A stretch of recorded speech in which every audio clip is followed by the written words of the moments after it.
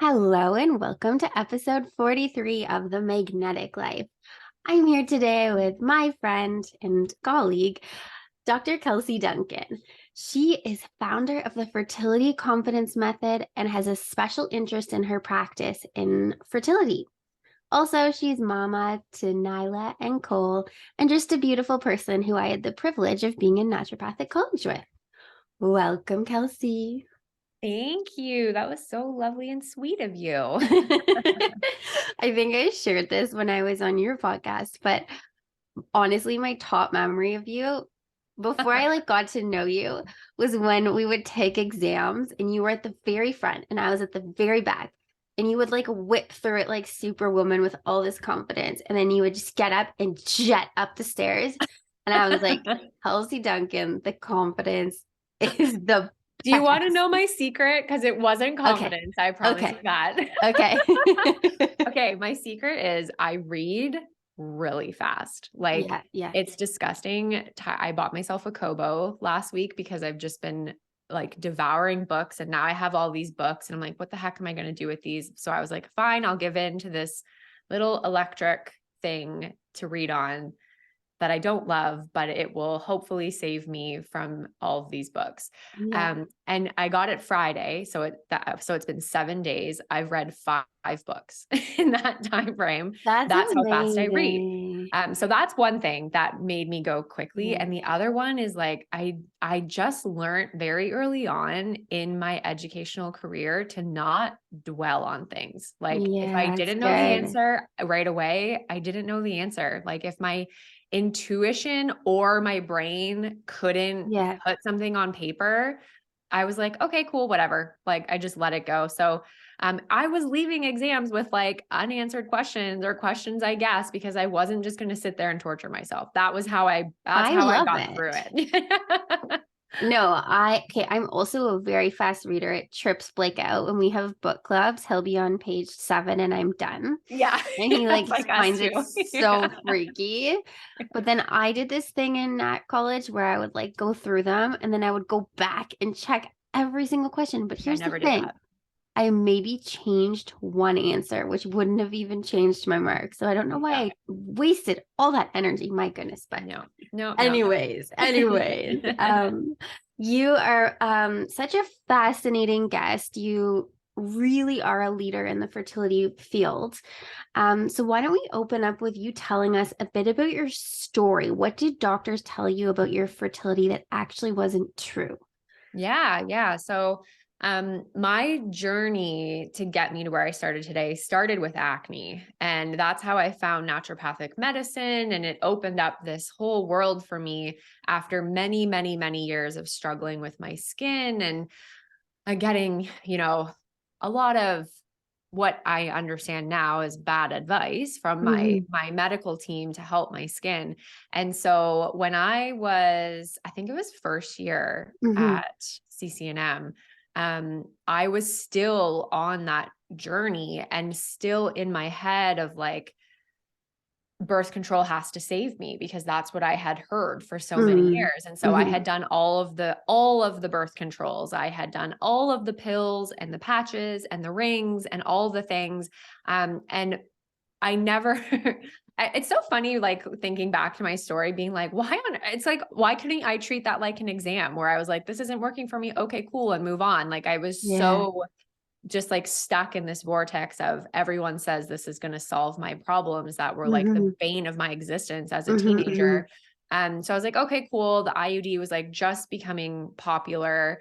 And my doctor's like, let's try it. It's all I have left for you. And I was like, fine. I wasn't super high on the idea, but I was like, okay, sweet. I went and did the whole, took the pills and did the things to prep. And I went in for my procedure to have it inserted. And it was a very, without getting graphic, torturous hell for me. And after 45 minutes of, and for anyone who has had an IUD inserted, they give you medicine to basically dilate your cervix. After giving birth twice, I now know it was nothing like giving birth. But in that moment of being a 21-year-old girl thinking, oh my God, like, is this what childbirth is like? This is Oh. insane. And you have someone like rooting around up in you. And they essentially, they couldn't place the IUD because my uterus was shaped and tilted funny. And that's how she explained it. And, it was gory, and I was bawling, and it was Oh. painful, and it just went on. Like, she was relentless. Like, she was getting this in if it was her, last mission in life. And I didn't know that that wasn't normal for it to, take almost an hour, Mhm. or to be this painful. And I'll never forget, she kind of stood up and I looked down and I was like, oh my God, like, what the hell? And she was like, so, yeah, I couldn't put it in. And she said, and at that point I was like, okay, like what on earth did I just go through? And Mhm. she was like, your uterus is just, it's not the appropriate place that it should be in. And you might need someone to go in with a camera. But just so you know, you're probably going to struggle to have kids. So if that's something that you are hoping in your lifetime, I would recommend seeking fertility care sooner rather than later. She left me a prescription for a pill I had already tried on the counter and said I could go home. And that was it. There was no discussion, no explanation, no where do we go from here. It was, I can't do this. Your body is a mess. Mm. And here's a pill because clearly you want birth control because that's why you're here. So here you go. And I remember coming home and crying to Tyler, who my boyfriend slash, I mean, we're getting married. He's still my boyfriend technically, but we're engaged now. And I remember sitting in the bed going, this feels so silly because we'd only been together for a very short period of time, like maybe a year at that point, but we both knew then that like this was it for us. And I remember saying to him, I might not be able to have kids. And I want you to know that now, because Aw. if that's something that's a deal breaker, like we need to have Mhm. this discussion sooner rather than later. And his opinion of it being, in his 20s, and like, he's like, why do we have to talk about this right now? This is not important, was sort of, let's just cross that bridge when we get there. Like, we don't know. He was like, I couldn't even explain to him what she was telling. I had no idea what was Yeah. going on.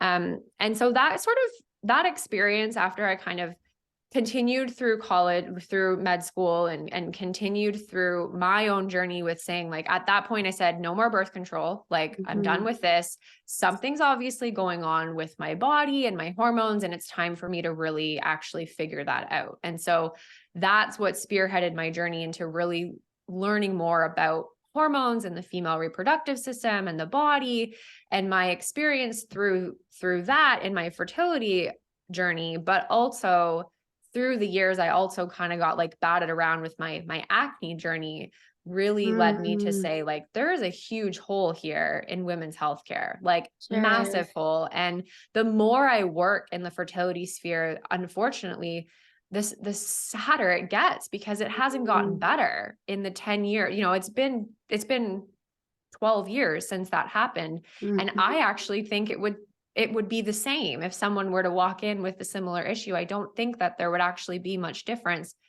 which is pathetic, but it is what it is. So, No, it's um, true. yeah, I spent most of my 20s being like, I don't know. I don't know what to expect. Like, I Mhm, mhm. uncovered a lot of hormonal imbalances that I also knew, like, these need to be addressed, because I was just covering these things up with the pill, like not knowing any Mm. better, much like most of us do as young Right. teenagers, right? And when we decided we were going to start trying, because I didn't know how long it was going to take. Mhm. And I sought care at the clinic through one of the top fertility doctors that was working there. And I was like, Wonderful. I'm not going to wait to have a problem. Mhm. Let's like walk me through this. Like, I want the best chance possible.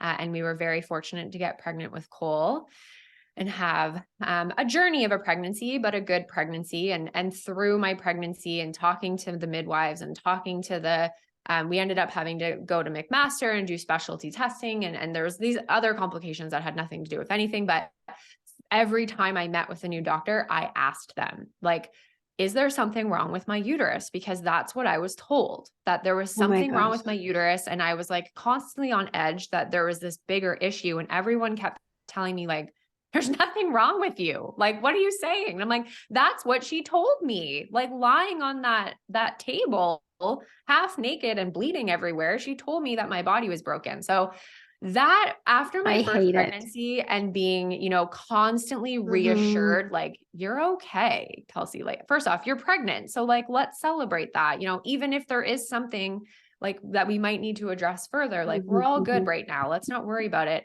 But that experience really helped me to see, like, we need to do better. We need to do better for young women, especially women before they're trying to get pregnant, like, I spent Yes. my whole 20s thinking this wasn't going to happen for me. We had kids earlier than we probably would have, and I don't have no regrets about that, but because I didn't know. I lived in this fearful state Oh, of it yeah. could take forever. So I It's wanted to start early. unacceptable. It's Yeah, yeah, unacceptable that, you're not the first. I probably have 20 friends that were told they couldn't have kids, and they did. yeah. So it's like, you know, first off, just what is going on with our medical system? Second, always get second opinions. And third, Yeah. just trust in things outside of the medical system too. So, you're Mhm. bringing up a good point here.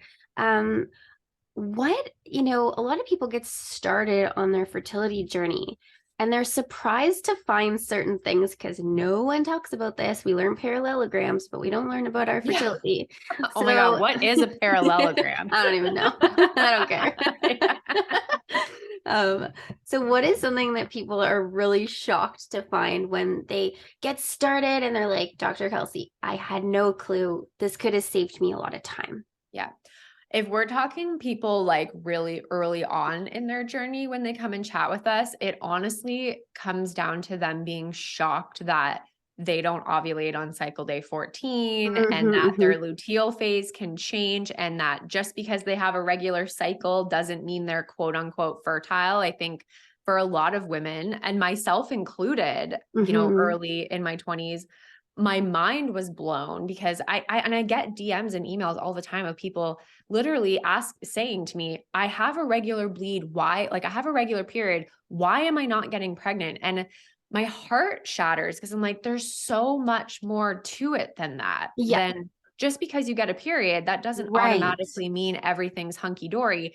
And you can be getting a regular bleed and not actually be ovulating at all. And that, for a lot of women, when we figure that out, is like, what the hell? Like, Hmm. how is this happening? And we're still hearing out of our traditional GP and PCP offices them saying, like, just keep trying around day 14, have sex every day for a week after your Hmm. period, and like, you're good to go. And I'm like, that's not true for a lot of women. Like, we Hmm. actually need to identify your fertile window, and it's okay that it's not at cycle day 14. It's allowed to be different, but we're so stuck in this like textbook concept Concept. that's like accurate for 15% of women, That's really. crazy. And then you Mhm. add on the number of women who are just using a cycle tractor that's like, get pregnant today. And they Right. could be like fully trying for a year on the wrong day. I had a couple patients that happened and my heart was Yeah. broken. I was like, I mean, the apps are theoretically a good idea, but also they're not exactly gonna hit Yeah. it. So Yeah. yeah, that's super valuable information for people to know is, work with a naturopath, learn your cycle because your body is different than the next person, your best friend, your sister, right? Mhm. So with that in mind, what are gaps in the current healthcare system? We're not talking about our cycles and the days and ovulation apps and their validity. What are the gaps with blood work and how could blood work help people kind of move along? I mean, they're not doing it. Yeah. That's the gap. Like, it's painful to advocate for yourself under that 1 year mark. And if Yeah. anyone listening follows me on Instagram or listens to our podcast, you'll know that this ruffles my feathers like quite Hmm. dramatically, because I just think it's doing so many couples a huge disservice Hmm. by exactly like what you just said, letting them just spend 12 months doing something that's probably never going to work Yeah. because there's underlying issues that aren't being addressed. Right. Why aren't we, if someone wants to investigate their own personal health, the government funded medical system should not get to dictate that. Yeah. Point blank.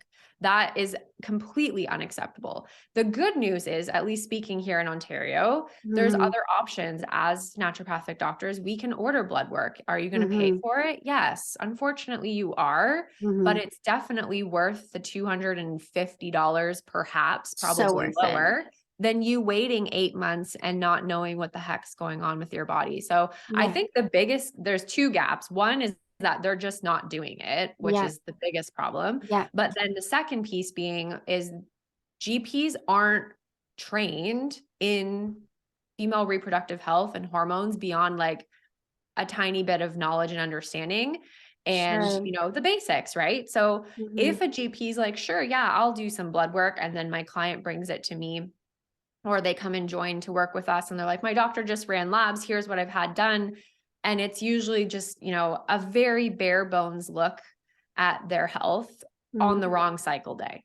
And I'm like, this Mm-hmm. actually tells us literally nothing. So Mm-hmm. even if we can get our doctors on board, there's still a huge gap in the training of what is actually helpful and how do we properly assess hormones and inflammation and miscarriage risk factors and metabolic health and nutrient deficiencies. Like, it's not just look at your estrogen and progesterone and Yes, like vitamin everything's D, right? fine. Yeah, you have to go deeper for sure.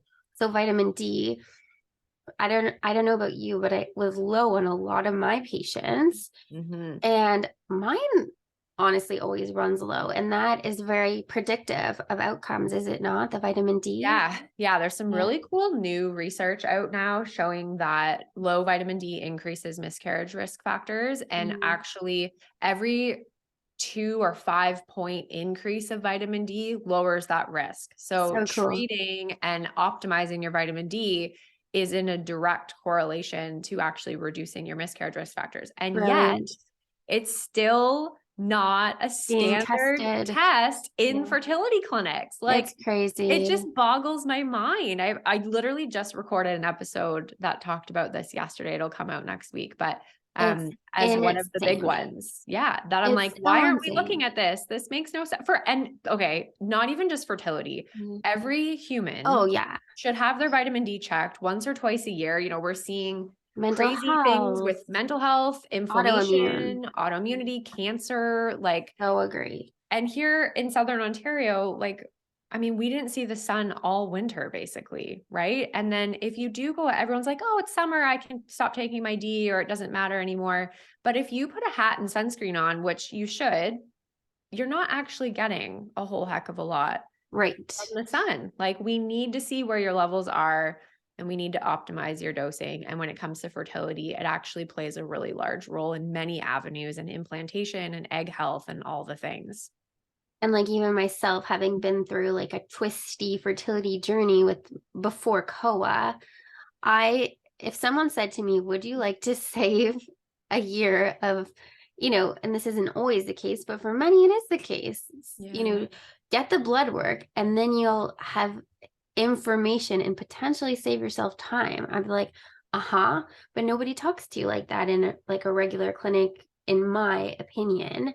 No. And then I think something people have to learn, it's like, if my car is broken, I'm not going to go do it myself, right? I'm not going to go guess what a transmission is. Like, I don't know. So, when it comes to stuff like even vitamins, like, don't just take 2 drops and think you're good. Like, get the values. You might need 10 drops. And you don't want to just guess and take 10 drops because it could make you sick. So Yes. you really need these numbers to get proper dosing, proper information. And this is not um, a DIY kind of thing. So yeah, that's super helpful. Here's another top question that comes up a lot, because I'm so in this world right now with family and friends, and having been a former naturopath. So something I hear a lot is, what are the top lifestyle things we can do to improve our fertility as a woman? Yeah. Prioritizing your sleep is a big one that I don't think gets talked about all that much. Mhm. A lot of women and men, a lot of people are like, I've never slept well, or, Yeah. I can survive off 6 hours. It's all good. But we're actually seeing some really cool things in the research with fertility and sleep specifically. So that's always a big one for us is Mhm. we're like, we investigate how are you sleeping and how can we improve that, looking at Love it. reducing inflammatory foods in your diet and upping your antioxidants through more veggies and focusing on a better Mhm. protein and fat and carb ratio, and moving your body. Like, I think that's one of the big ones that a lot of people get stuck on is when we say exercise improves fertility, their brains go, oh, I have to go join a gym and, hang out at the gym for 90 minutes every day. I don't have the time for that. But what we're actually seeing in the literature is something as simple as like 30 minutes of walking 5 times a week is significantly improving insulin resistance and cortisol I levels love and it. thyroid and hormones and all the things. We're actually seeing women who move their body for 30 minutes a day, 5 days a week before IVF are having more positive pregnancy tests and higher live Mm. birth rates. Like, that's huge. That's free. Walking is free. So I think that Mhm. oftentimes in the fertility journey, we get so wrapped up into what can I take? And when we get onto Google, it's always like the top 5 supplements, take CoQ10 and fish oil and a prenatal Mhm. and then you don't get pregnant. So you add another supplement and then you don't get pregnant again. So you add another supplement. And now you've got this like cornucopia of medicines in your cupboard that you have literally no idea Mhm. what they even do. Half the time you're not even taking the right dosage, unfortunately. Mhm. And you think you're doing something good for your body, but you're ignoring the way that you're eating, the way that you're sleeping, the way that you're moving, and the way that Mhm. you're working on your mental health and mindset. And it's our belief in FCM that those foundational pieces are actually more important than the supplements. And so we So have to agree. focus there 100%. So funny because for COA, I was just in such a crappy state and I couldn't do visualizations and stuff. I was just like, meh, hope this happens. And Mhm. then with summer, I was like very much into mindset and embodiment. And I would like picture, just picture the family life. Where are we? Make it vivid, hot sand, sun beating down on my skin, with the next baby. And she And happened then so you much. named your summer. That's so sweet. Yeah, like it just happens so much easier. And I'm not saying that's the thing that's going to do it, but in my experience, it led to like a major difference, right? And yes, her sunshine, I felt before she even was on earth. I'm like, you Aw. are a bright soul. So, yeah, I completely agree. And I love that your fertility confidence method is so comprehensive.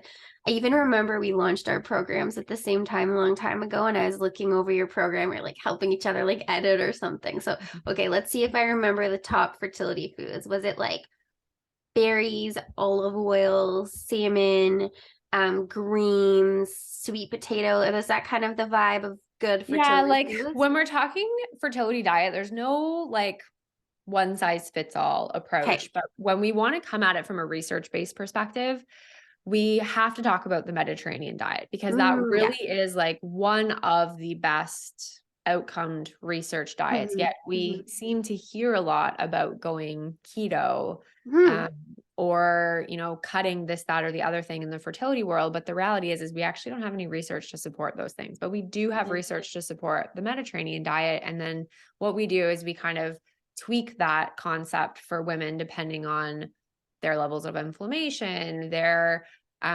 personal hormonal imbalances, their intolerances to certain Hmm. things, and see like, Hmm. okay, let's go medi, but like slightly less grains, or let's Hmm. actually pull dairy out for you because that doesn't suit you. So we're obviously not going to Hmm. have you eating something that's causing you gastric upset. So, but really, I think if for anyone that's struggling to change their diet, I think the best thing you can really do is to start and look at how much are you actually eating, Okay. because 9 times out of 10, women are notorious undereaters. Hmm. And when we're trying to be healthy, Hmm. what's the first thing we do? We cut something out of our diet. We slice something. We take out a whole food group. We're like, I'm not going to eat that anymore. I'm not going to eat this, or I'm going to cut my carbs. And we don't put anything in.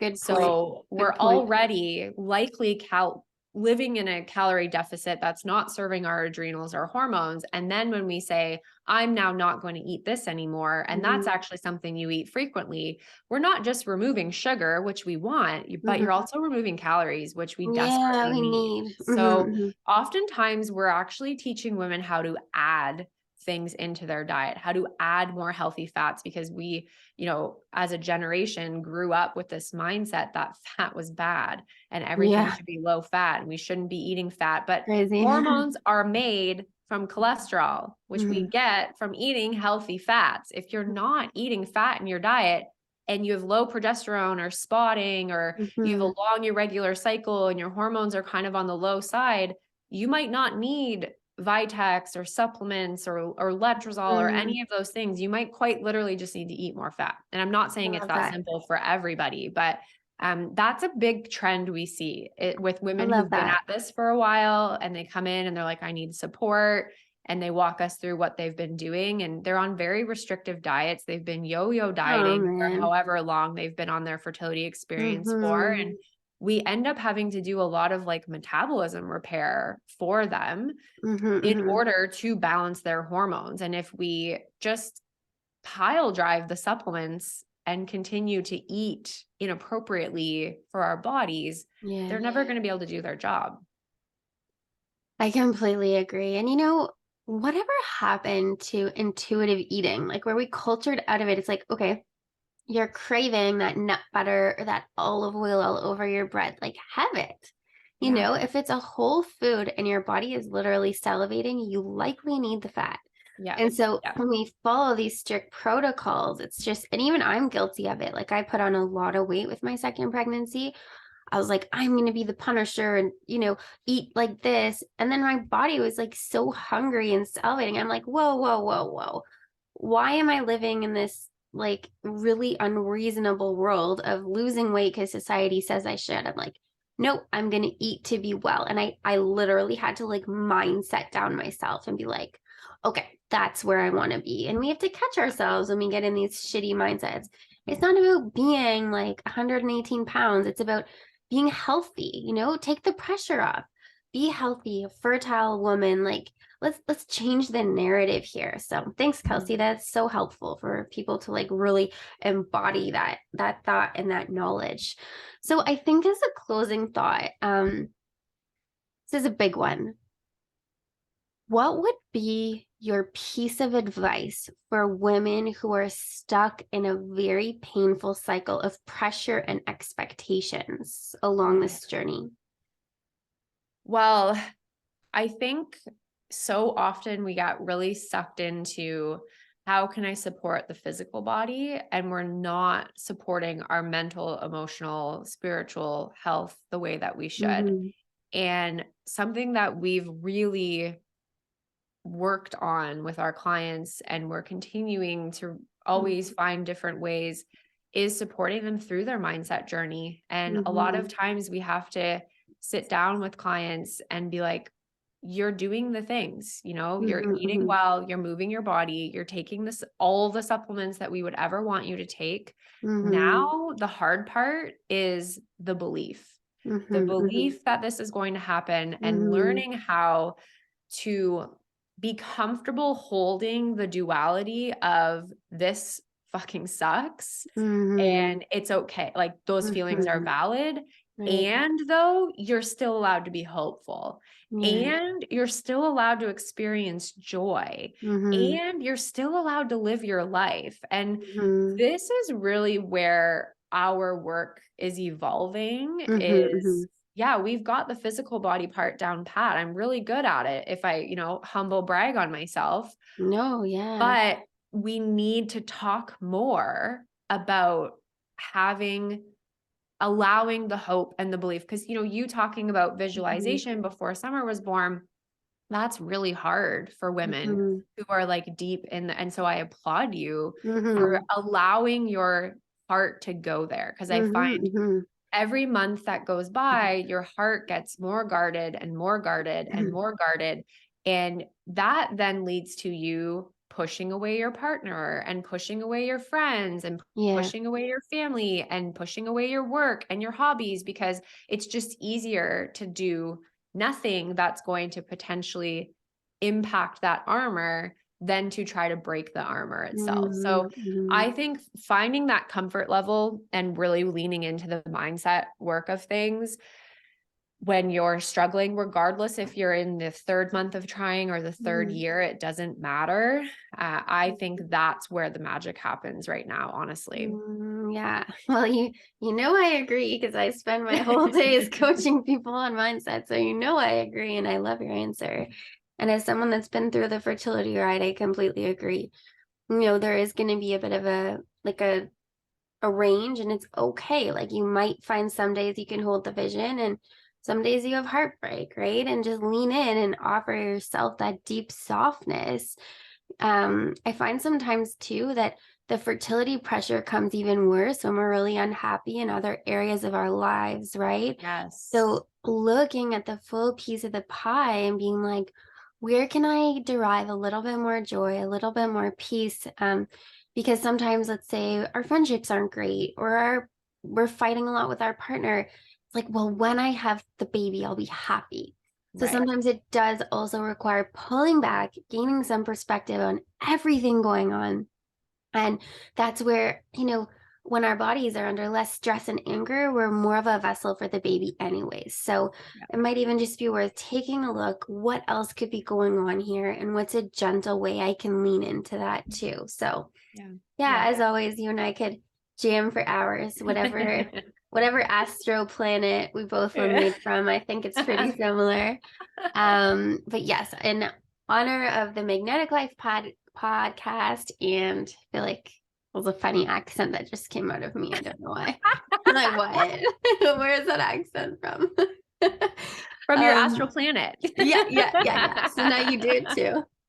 So, Kelsey, what do you think makes somebody magnetic for the life of their dreams? Oh my goodness. It's so funny because I feel like I'm in the thick of my own journey of what makes me magnetic and what makes me Yeah, happy. So I feel like that's a very loaded question. yeah. What But is as the leader? Yeah. simply as just, I honestly think I love what you just said about oftentimes when the pressure and heaviness is so hard, it's because we just keep saying, I'll be happy when this happens. Mm-hmm. And this is something I've noticed. I've lived my life with that Mm-hmm. verbiage of I'll be happy when we have a baby. I'll be happy when I start my business. I'll be happy when my business grows. I hit that, level. I'm like, I'll be happy when my business hits the next level.